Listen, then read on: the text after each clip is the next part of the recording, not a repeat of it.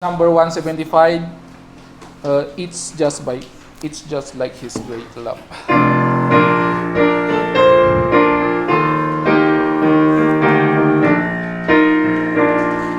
First verse. A friend I have called Jesus, whose love is strong and true, and never fails. How it is right, no matter what I do.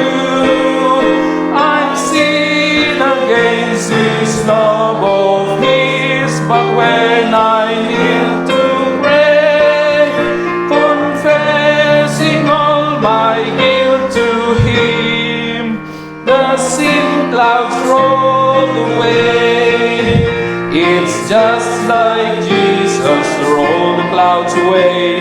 It's just like Jesus to keep me day by day. It's just like Jesus all along the way. It's just like His great love.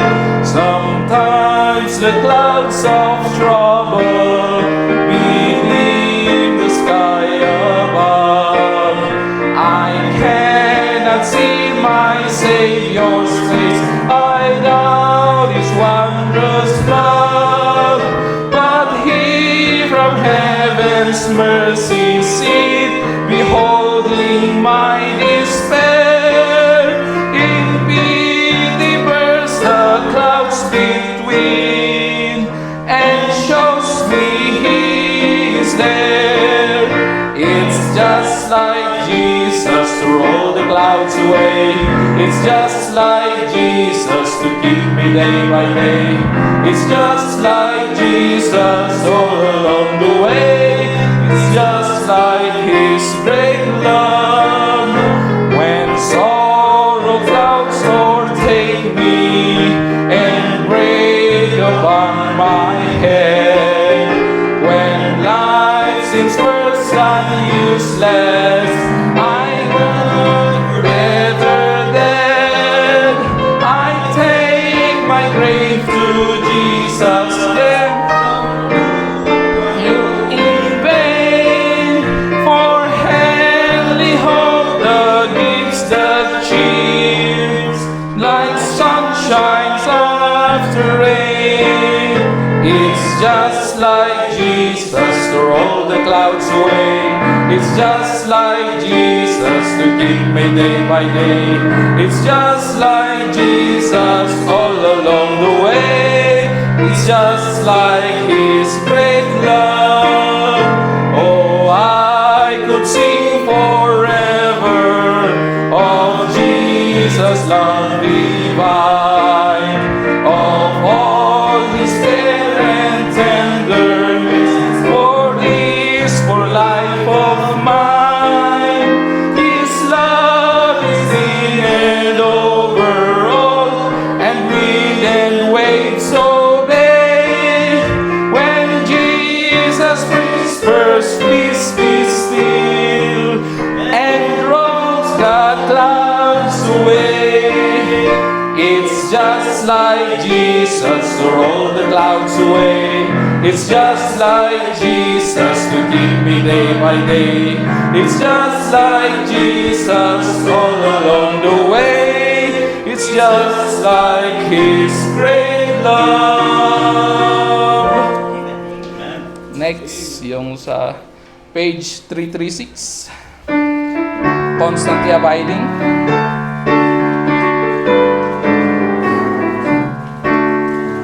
There's a peace in my heart that the world never gave, a peace it cannot take away. Though the trials of life may surround like a cloud, I've a peace that has continued to stay. Constantly abiding.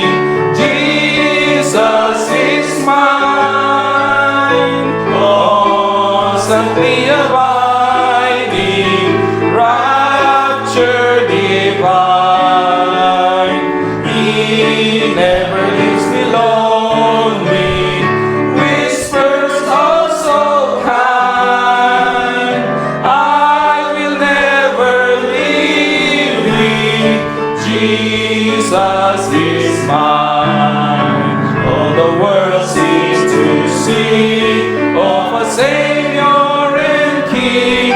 When He sweetly come to my heart, troubles all fled away, and all night turned to day. Blessed Jesus, how glorious Thou art,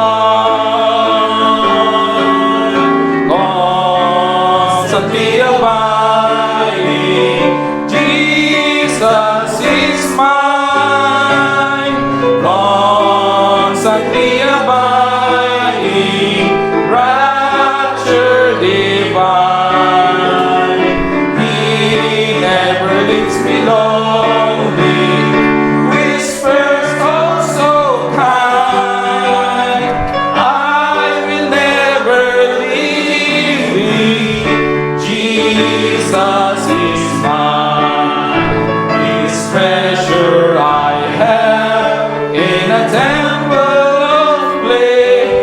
While here on His footstool I roam, but He's coming to take me some glorious day over there to my heavenly home. Constantly abiding, Jesus is mine. Constantly abiding, rapture divine. He never leaves me lonely, whispers also kind, I will never leave thee. Jesus is mine. Let's take a seat. Thank you. Be seated, please. Thank you, Brother Orons, for leading the singing. Let's open our Bibles, please, to Romans chapter 1.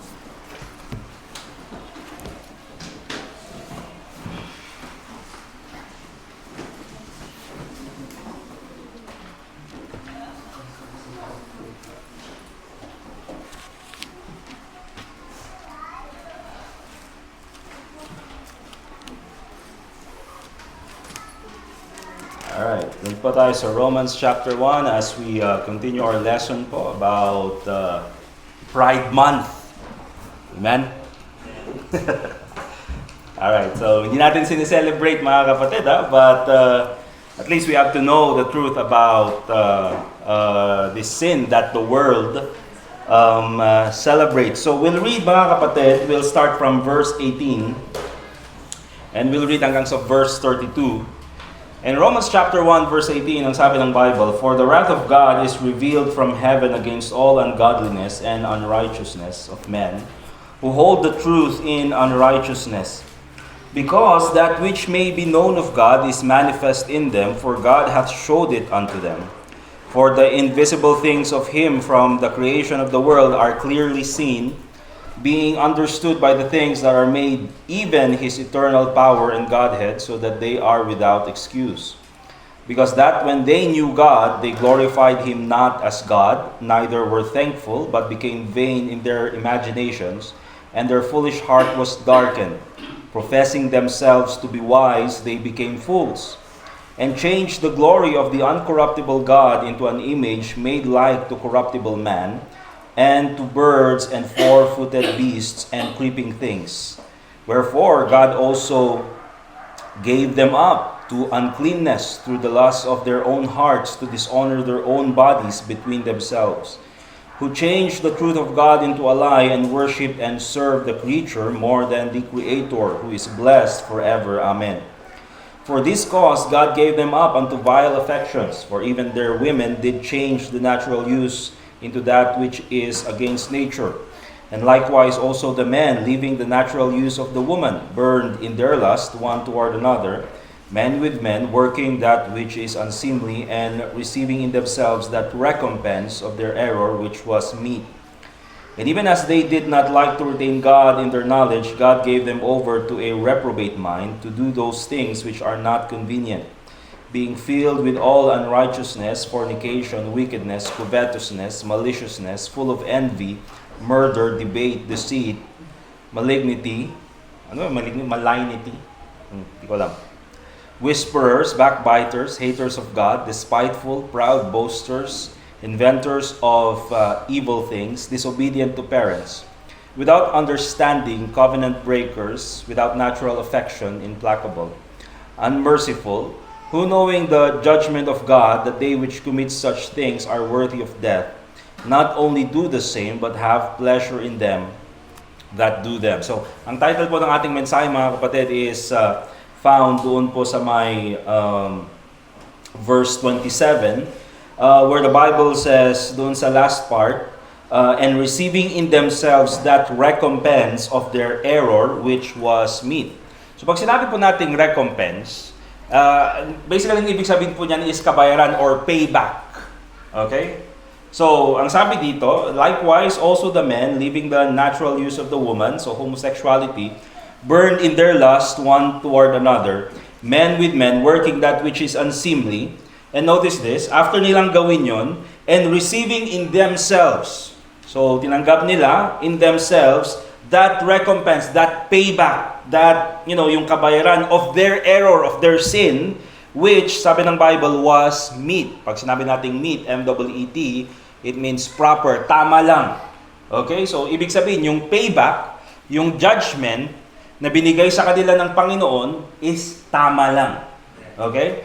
And so, yung title po ng ating mensahe is, again, the recompense of their error. And tulad ng sabi ko, mga kapatid, we now have this society, even po dito sa Baguio City, where even yung local government calls on equality, diba? Unity, to celebrate with inclusivity, yung Pride the Month. And nakikita na natin, mga kapatid, this is being pushed sa ating gobyerno, it's being pushed sa mga schools, it's being pushed even in our daily lives. Makikita mo sa mga commercials, sa mga billboards, sa mga feeds sa Facebook, and even doon sa, ano kayang kinalaman ng pedestrian lane doon at ginawa nilang rainbow, di ba?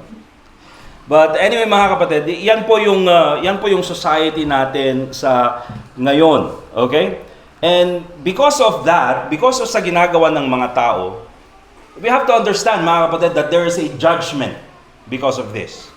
There is a consequence, there is a payback that ibibigay ng Panginoon sa mga tao na ito. And remember, when it comes to this, mga kapatid, hindi po neutral ang Panginoon. In verse 18, and ito yung sasabihin ng karamihan, for the wrath of God is revealed from heaven against all ungodliness and unrighteousness of men who hold the truth in unrighteousness. And sasabihin nila, well, when it comes to wickedness, when it comes to judgment of God, God judges all unrighteousness. And that's true, mga kapatid. Di ba? That is true. That God judges all unrighteousness, whether it be homosexuality, whether it be adultery, whether it be atheism, kahit na anong kasalanan, whether it be corruption, lahat po, mga kapatid, God will judge everything that is holding unrighteousness. Okay? Lahat ng gumagawa ng wickedness, sila po ay may payback sa Panginoon. But we have to understand na even ang Panginoon, binanggit niya yung unrighteousness, but then He gives a very specific sin doon sa verse 27. And yun nga po yung binasa natin, mga kapatid. Very specific na minention ng Panginoon, homosexuality. Okay? So, yes, sasabihin natin na all unrighteousness is being judged by God. But there's a reason why God singled out this sin.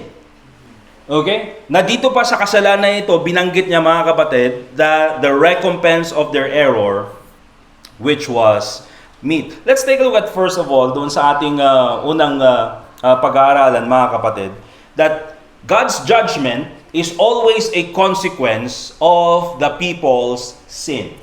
Okay? God's judgment is always a consequence of the people's sin. Ang Panginoon, hindi po siya nagbibigay ng judgment na walang dahilan. Okay? Ang Panginoon, hindi po siya namamalo na walang dahilan. Or ang Panginoon, hindi siya nagpo-pronounce ng recompense or payback na walang dahilan. Tulad nga ng sabi ng Bible, the curse causeless shall not come. Okay? Kaya kung tinitingnan po natin mga kapatid, yung mga nangyayari sa paligid natin, God's judgment of whatever is happening sa lugar natin mga kapatid, that is not an accident. There's a reason why God did that. There's a reason why ginagawa ng Panginoon itong mga bagay na ito. Okay? Notice mga kapatid, there is a pattern here na dapat nating makita. Let's start from verse 21 hanggang makarating tayo sa verse 25. So kung titingnan po natin dyan mga kapatid, because that when they knew God, okay, they glorified Him not as God, neither were thankful, but became vain in their imaginations. So unang-una mga kapatid, there's a reason why judgment ng Panginoon is pronounced sa mga society who celebrates sin or who does sin or who supports sin. Unang-una mga kapatid, what happens there? They reject God. Tingnan niyo mga kapatid, sabi ng Bible, when they knew God. Okay? Now, this is not only talking about atheism, but even when it comes to homosexuality mga kapatid, may kita natin why is it na ang mga tao, they deny their own gender? Why is it that they deny that God created them as man or woman? Kasi kung titignan po natin mga kapatid, we are all created in the image of God. Kaya nga po, pagkapanganak pa lang natin, mga kapatid, God has assigned to us a specific gender. Pinanganak ka na lalaki, so lalaki ka dapat. Pinanganak ka na babae, babae ka dapat. Now, pag sinabi mo na, ako ay isang lalaki na natrap sa katawan ng isang babae, or otherwise, mga kapatid, that is rejecting what God has given you. Okay? And remember, kung ano ka man or kung sino ka man mga kapatid, yung person na binigay sa ng Panginoon, yung gender na binigay sa ng Panginoon, God assigned that to you because you are beautiful. Diba? Pero kung sasabihin natin mga kapatid na hindi ako ito yung dapat ko talaga. You see mga kapatid, that is rejecting what God has given you.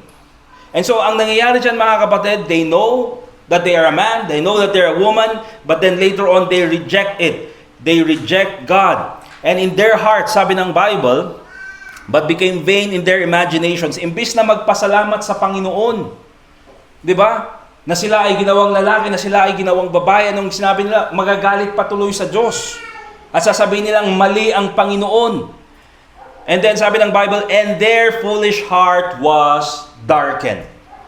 Okay? And so later on, dahil sa galit nila sa Diyos, dahil they claim God does not know what He's doing, or sabi nila na mali yung binigay sa kanila ng Panginoon, later on, their heart was darkened. That's why, makikita niyo mga kapatid, doon sa mga nangyayari sa mga pride parade. Di ba? And I don't recommend na tignan nyo, by the way. Di ba? But everything that's happening there, mga kapatid, ay puro kalaswaan. And why would they do that in public? Why would they do that in the streets? Why would they do that, mga kapatid, in front of children? Because their heart is darkened. Kumbaga mga kapatid, hindi yan gawain ng normal na tao. Pero bakit nila gagawin yan mga kapatid? You know why? Because it has clouded their morality. Para sa kanila is okay lang yan. Para sa kanila is, and by the way mga kapatid, this is true. Kahit natignan nyo po, LGBT groups are pushing na ang pedophilia is not a crime, it's just a mental state.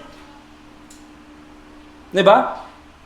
Kaya later on, may isasali na yan doon sa LGBTQ. Ang dami. AI+, IA+. Diba? Kaya ganyan po yung nangyayari. Bakit ganun yung kaisipan nila? Because the Bible says their foolish heart was darkened. Professing themselves to be wise, they became fools. And notice verse 25. Who changed the truth of God into a lie and worshipped and served the creature more than the Creator. See, mas sinasamba nila yung kanilang sarili kaysa ang Diyos, who is blessed forever. Amen. And so, why is it na nagkakaroon ng judgment, mga kapatid? Because it's a process. Hindi po basta-basta ginagawa yan ng Panginoon. First of all, they know God, but then they reject God, and then later on, their morality is darkened, their heart is darkened, kaya ginagawa nila itong mga kasalanan na ito, and so that's why God judges them. Kaya dito sa Bible, and even in verse 26, makikita po natin dyan, verse 26 and 27, makikita nyo dyan that 3 times ginamit ng Panginoon yung salitang God gave them up. You see? Because ayaw naman nilang makinig sa Diyos. Ayaw nilang makinig doon sa salita ng Diyos. Ayaw nilang makinig doon sa turo ng sinasabi ng Bible. That in the beginning, God created male and female. Alright? Ayaw nilang makinig doon, mga kapatid. And so sabi ng Bible, and likewise also the men living the natural use of verse 26, for this cause God gave them up into vile affections. For even their women did change the natural use into that which is against nature. Okay? And later on, mga kapatid, makikita nyo yan even in verse 28, verse 24 and verse 28, God gave them up. Anong ibig sabihin yan, mga kapatid? When we say God gave them up, ito yung, the reason why, for example, minsan, may mga temptations sa kasalanan na dumarating sa buhay natin. Okay? Pero hindi natutuloy yung mga kasalanan na yun. You know why? Because the Holy Spirit is with us. Na pinipigilan niya tayo. Sinasabi niya tayo na huwag mong gawin yan. Okay? And ginagamit ng Panginoon yung church para pagsabihan tayo, huwag mong gawin yung kasalanan na yan. You see, the preaching of the Word of God is there. Nandyan yung salita ng Diyos. And even sometimes, gagawa ang Panginoon ng circumstances para hindi ka tumuloy sa kasalanan na yan. Di ba? I remember many times nung ako ay backslider, di ba? Na ako ay pumupunta pa sa mga inuman, sa mga lugar na yan. Pero yung mga times na gusto mong puntahan itong lugar na ito, dahil nandun yung mga kaibigan mo, but then later on, merong mangyayari, may mag-aaway, may magkakaroon ng aksidente para hindi ka lang matuloy. And then I remember, mga kapatid, during those times, the reason why nangyayari mga yun is because God is protecting me. Na kahit andun ako sa backslidden state na yun, mga kapatid, sa kanyang grace and mercy is nandun pa rin yung kanyang protection. Di ba? So, nandyan, mga kapatid, yung protection ng Panginoon. But there comes a time, mga kapatid, na dahil sa katigasan ng ulo, dahil patuloy pa rin yung paggawa ng kasalanan, at patuloy pa rin, mga kapatid, yung pagsunod doon sa sarili kaysa sa kalooban ng Diyos, nasasabihin ng Panginoon, o sige, ayaw nyo makinig, sige, bahala na kayo. And so God gave them up. Alright? Ayaw niyong makinig sa salita? Okay, sige, gawin niyo yung mga kasalanan na yan and so magkakaroon ng judgment. And the reason why, mga kapatid, pinipigilan tayo ng Panginoon na gumawa ng mga kasalanan, we have the Holy Spirit that teaches us, nandyan yung salita ng Diyos na nagturo sa atin, is because here's the thing, mga kapatid, alam ng Panginoon yung magiging consequence ng kasalanan natin. Alam ng Panginoon yung judgment ng kasalanan natin. Pero dahil itong mga tao na ito, mga kapatid, they don't want to listen to the Word of God at talagang pinagpipilitan nila yung kanilang sarili. Ang sabi ng Bible, God gave them up. And that is the reason why, mga kapatid, sa panahon natin, no matter how people want to deny it, there is this astronomical rise of HIV/AIDS dito sa ating bansa.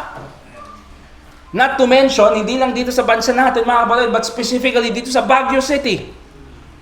And sasabihin nila, hindi mga kapatid, ano lang yan, dahil sa mga, and there are many reasons why, but the main reason, mga kapatid, is homosexuality. No matter how they want to deny it, hindi lang naman homosexuality ang nagpapakalat dyan. But here's the thing, mga kapatid, you know what?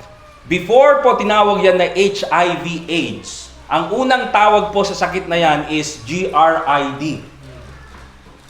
GRID. Diba? Bago tinawag yan ng HIV/AIDS, ang tawag dyan is GRID. At anong ibig sabihin ng GRID? Gay-related immunodeficiency. Or something disease. Pero yun yung ibig sabihin ng G tsaka R. Gay-related. And that came from doctors. That came from scientists. Bakit? Because they tied up that this, itong sakit na ito, mga kapatid, ay talagang nanggaling dito sa mga taong gumagawa ng ganitong klaseng kalaswaan. Pero of course, sabi nila, masyado namang, it's not politically correct na tawagin ng gay-related. Alam niyo yung parang COVID virus? Di ba ang tawag dyan noon is, anong tawag noon nung saan ba nanggaling yan? Hindi, anong China, pero made in China yun. Pero saan galing sa? Wuhan! Di ba tinawag siyang Wuhan virus? And it makes sense, mga kapatid, because it came from Wuhan, China. But it's not politically correct. Huwag naman nating tawaging Wuhan virus. Kasi baka naman, it would create, parang unfair naman para sa kanila. But here's the thing, mga kapatid. Diba? It came from Wuhan. So, is it okay to call it coronavirus? Sure. But is it okay to call it also Wuhan virus? Yes, galing dun eh. For example, chickenpox. Nanggaling ba yung chickenpox sa chicken? Hindi naman. Ba't yung tinawag na chickenpox? Diba? So, ganun din mga kapatid. Tinawag nila na, it's not politically correct na tawagin natin gawin na lang nating acquired immunity something. Diba? But, really mga kapatid, yung mga taong nagkakaroon ng ganitong sakit is gay people. Hindi naman gay people na happy people. Homosexuals. Alright? And you know why mga kapatid? Because it's recompense to their behavior.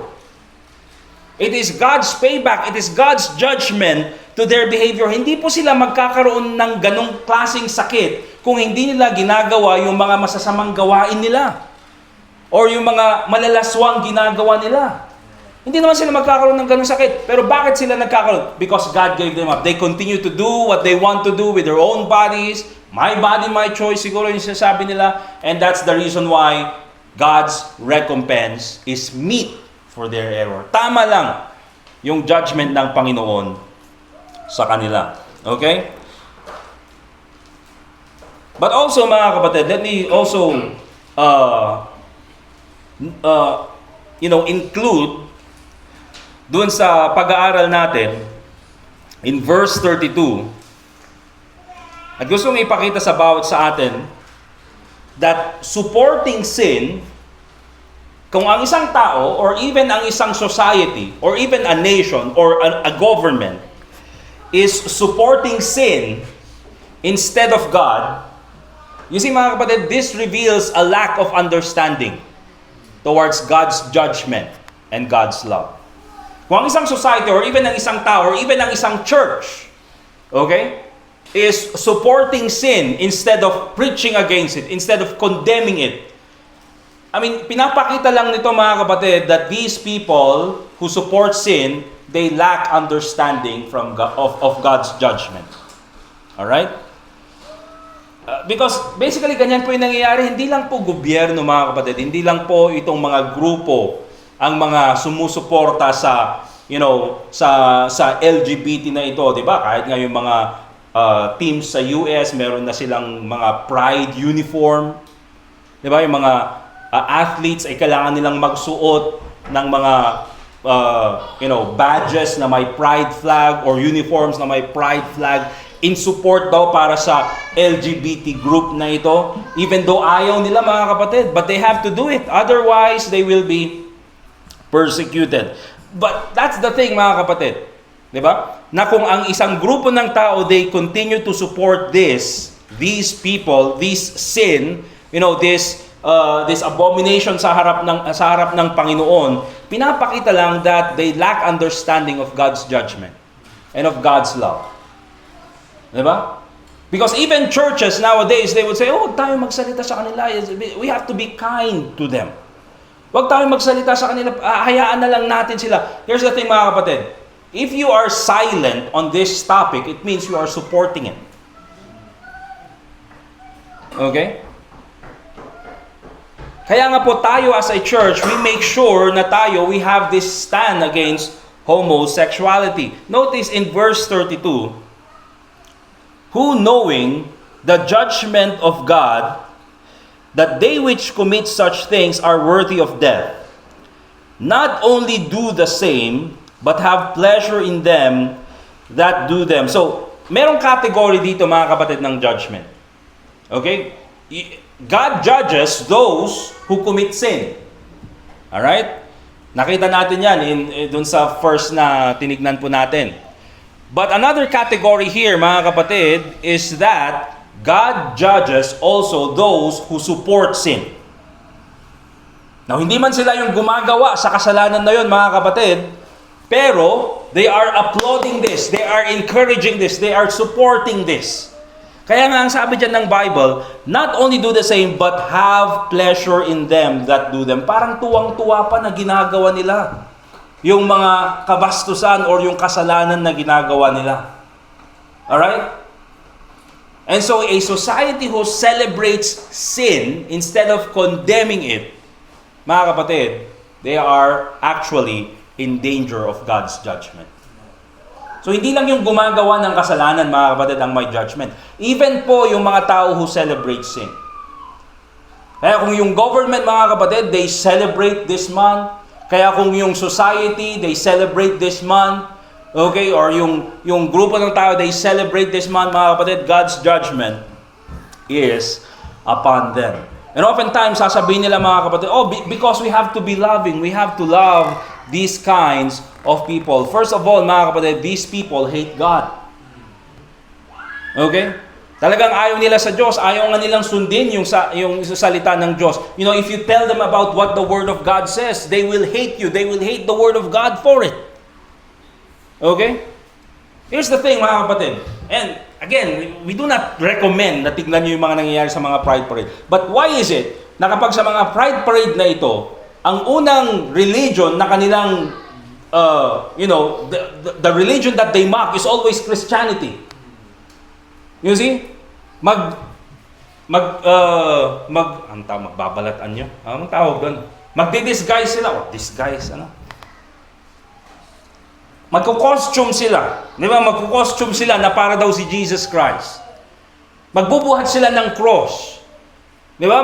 Magko-costume sila na pinapahirapan, mga sundalo, Roman soldiers na pinapahirapan si Jesus Christ while doing their homosexual acts. Habang ginagawa nila yung mga yun, mga kapatid. Why is it that they're always doing it to Christianity? You know why? Because they hate God.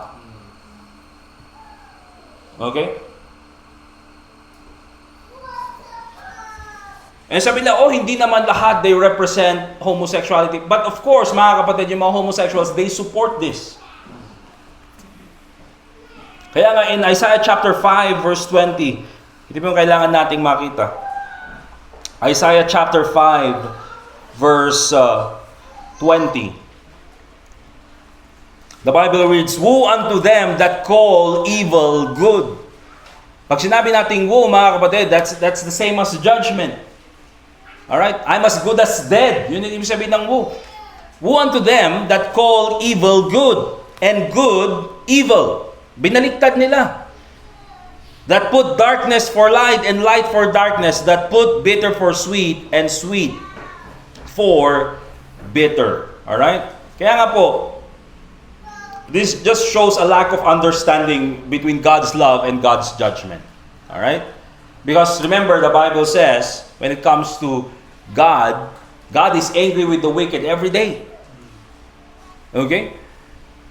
And so kung tayo po yung klase ng Kristiyano na sinusuportahan natin, mga kapatid, for example, si Jose Vizcarral, okay, ayaw kong gamitin yung pangalan niya, yung kanyang, anong tawag doon? Yung kanyang alter ego, a stage name, di ba? Jose ang pangalan nun, mga kapatid. I mean, kung sinusuportahan mo si Jose Vizcarral, you're also the kind of person who has pleasure in these people doing this. Diba? I mean, sinusuportahan mo si Jose Vizcarral. O, kung ayaw, Jose Manalo na lang. Hala ka. Diba? Sino pa? Sinusuportahan mo yung iba't ibang klaseng mga, for example, naman sa mga nakikinig ng music. Alright? Yung, for example, yung mga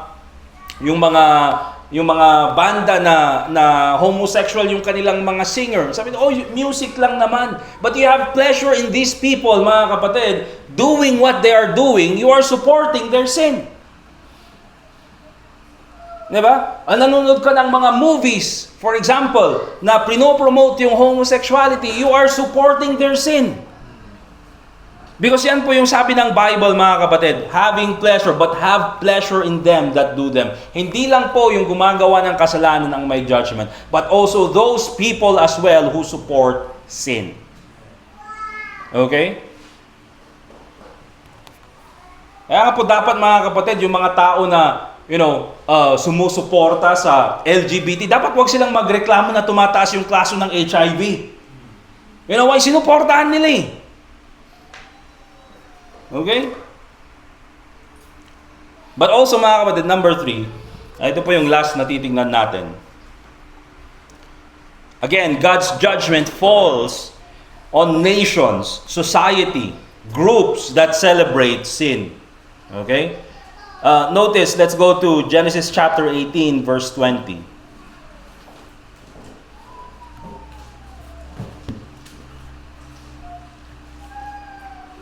Genesis chapter 18, verse 20.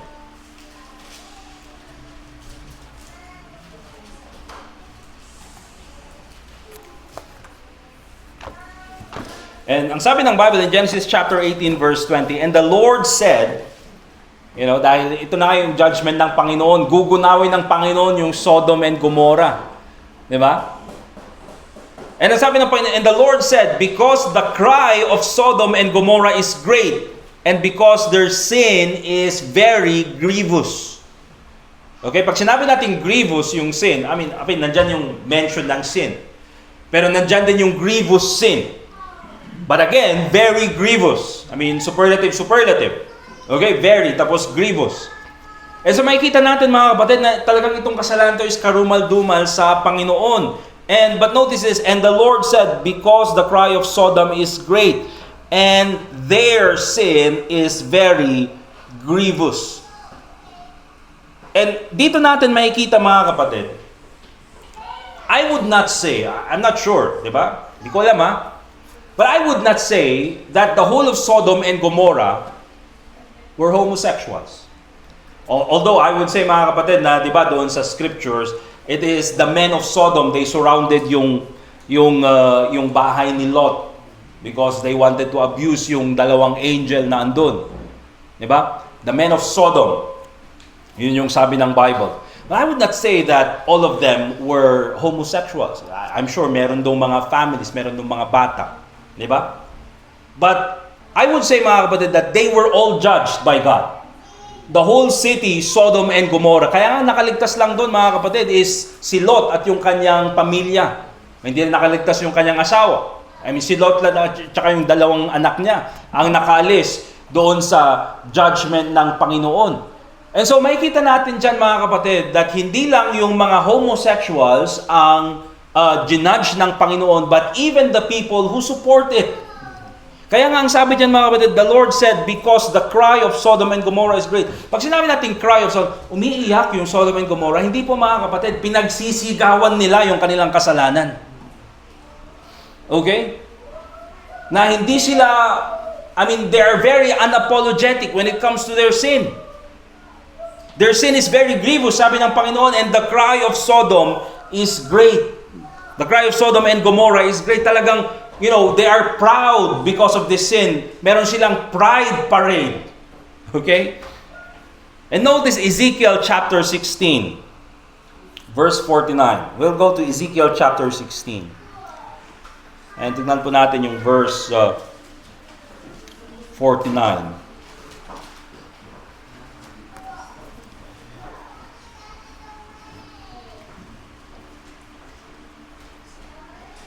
So this mga kapatid, itong verse na ito ay binabanggit ng Panginoon sa Judah, okay?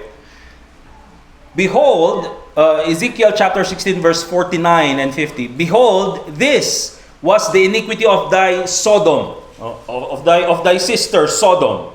Diba? Ano yung kasalanan of Sodom? Very first na binanggit ng Panginoon, pride. Okay? Pride. Fullness of bread and abundance of idleness. Saan nanggaling yung pride nila mga kapatid? Dahil fullness of bread, very good yung economy nila. Alright? That's the reason why, yun nga yung rason kaya pumunta si Lot doon sa Sodom and Gomorrah, di ba? Kasi nga, maganda yung economy. That's why remember this mga kapatid. Okay? If you're going abroad, make sure na merong church kayong pupuntahan. Diba? Meron kayong church na mapupuntahan who preaches the Word of God, who preaches the truth of the Bible. Okay? But also consider this. If you're gonna go abroad, don't just focus on the currency or the economy. Focus also on the morality. Di ba? Bakit? Kasi nakita ni Lot, mga kapatid, na, di ba, nung pinagpili siya ni Abraham, o saan ka pupunta? Kung pupunta ka sa kaliwa, doon ako sa kanan. Alright? Kung pupunta sa kanan, doon ako sa kaliwa. Ano sabi ni Lot? Doon ako sa cities of the plain. Nakita niya yung Sodom and Gomorrah. You know why? Because katulad siya ng Egypt. Very, maganda yung kanilang economy. They are very, anong tawag doon? Hindi gumagana naman yung vocabulary ko, mga kapatid. Talagang mayaman yung kanilang mga syudad. Okay? They are great sa kanilang economy. Maganda yung kanilang currency. But, mga kapatid, ang hindi niya tignan is yung morality. Okay? And so, pumunta siya sa Sodom and Gomorrah. And basically, siguro, maganda yung kanyang buhay doon. Alright? But anong nangyari, mga kapatid? There was no morality. It did not affect Lot. Dahil sabi ng Bible, every day na andun siya, he is vexed by the conversation of the wicked. Ibig sabihin, every day na andun siya, naiinis siya sa mga nangyayari sa kanyang paligid. You know why, mga kapatid? Because he knows na hindi tama yung ginagawa ng mga tao doon. But what happened, mga kapatid? He lost his family.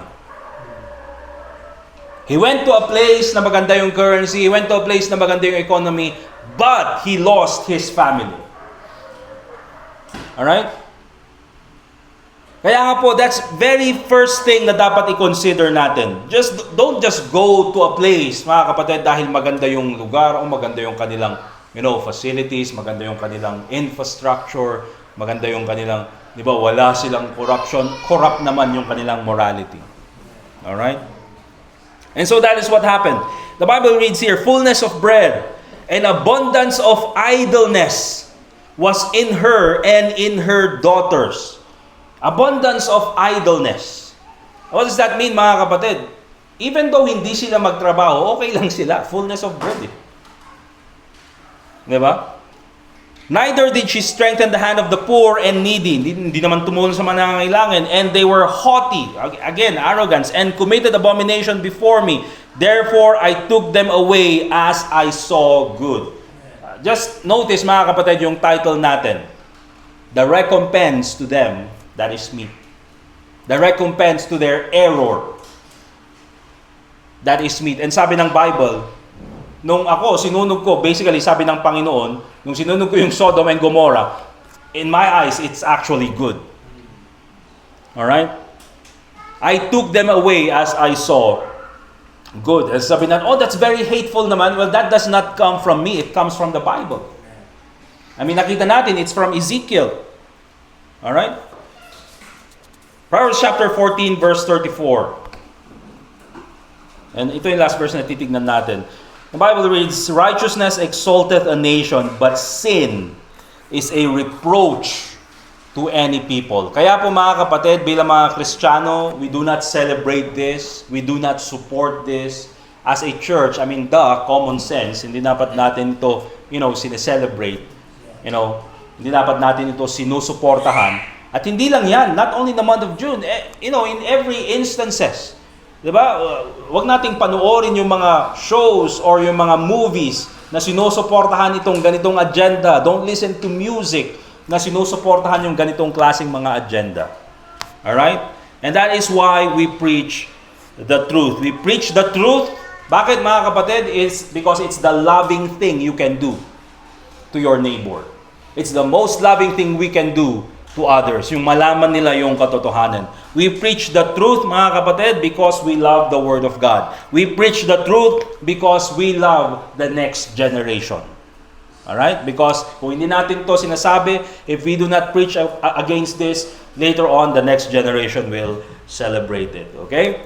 So, again, mga kapatid, we still have one more lesson about this na we'll preach about it next Sunday. By the way, yung mga lessons pala natin na recorded, pagka ina-upload, walang audio. Kaya, sinusubukan ko ayusin. Pag pinakinggan ko naman sa phone, may audio naman. Pero pag in-upload sa YouTube, walang audio. Okay? Kaya, hopefully, maayos ko mamaya. Alright? But anyway, mga kapatid, that's our lesson. We'll have 10 minutes break. And then after that, we'll continue our service. Let us pray. Dear God, Heavenly Father, once again, we thank you for this time na Kami po ay nakapag-aral ng iyong salita. Lord, thank you for your word. Thank you for ang iyong salita, Panginoon, na nagtuturo sa amin kung saan dapat kami tumindig. And I pray, Lord, na ikaw pong magbigay sa amin ng lakas ng loob through the Holy Spirit and of course, through your word, Panginoon, that we will stand firm for the truth. Salamat, Panginoon, sa iyong kabutihan sa amin. And I also pray in Jesus' name, Amen. Let's dismiss, mga kapatid, and then 10 minutes break. After that, we'll continue our service.